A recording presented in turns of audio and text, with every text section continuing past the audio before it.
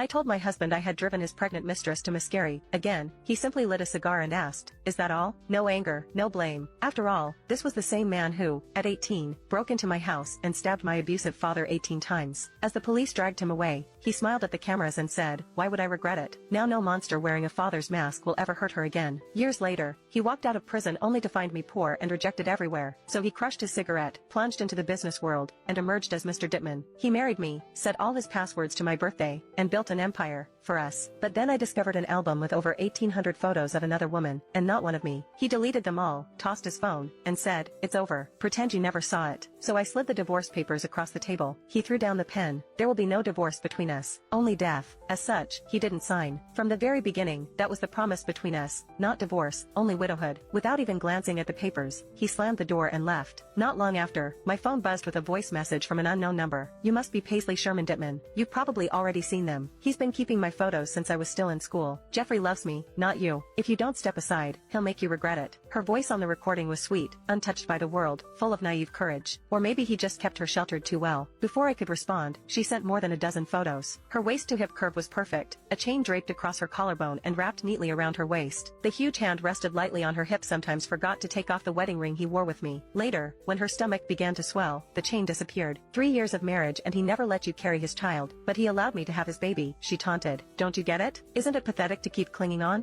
I'm telling you now, if you don't give up your place, I'll move right into your home. Then you'll see whether Jeffrey stands with you or with me. When he came home, the chat records were still open on the screen, the floor littered with the shattered porcelain vase I had smashed. Yet, he only lifted a brow and asked, "Nothing you'd like to explain?" My ragged breathing mixed with the heavy smell of his cigar. He gave a soft laugh, blowing out a smoke ring. "She's just a kid, why bother arguing with her?" His tone was light, almost careless, as though all the blood and fire he waded through to rise in the business world had been for her, not for me. "Yes, she really is just a kid," I said and tossed a hospital record onto the table. Upon seeing it, he froze, then sat upright instantly. "She had a miscarriage," I said lightly, "so I helped teach her what it means to be human." Paisley, his hands clamped down on my shoulders so hard I thought my bones might break. My back also hit the wall, but I only curved my lips, enjoying the sight of his bloodshot eyes. In this lifetime I had only seen him like this twice. First was in our last year of high school, when he saw my father drag me half-dressed by the hair into the street, ready to drown me in the river. That night, he stabbed my father 18 times. And now, because this girl had lost his child, his grip tightened as he demanded an answer for my cruelty. "How rare," I whispered with a smile, "to finally see Mr. Dittman lose his composure." I laughed without a hint of remorse. "You're a woman yourself. How could you do something like that to her?" He shouted. "You said it yourself. There will be no divorce going on between us, only widowhood." I leaned in close and continued, "So, Mr. Dittman, if you won't kill me, then I'll have to kill the two of you." Just then, blood dripped onto the floor, and only then did he notice the cut on my hand from when I was smashing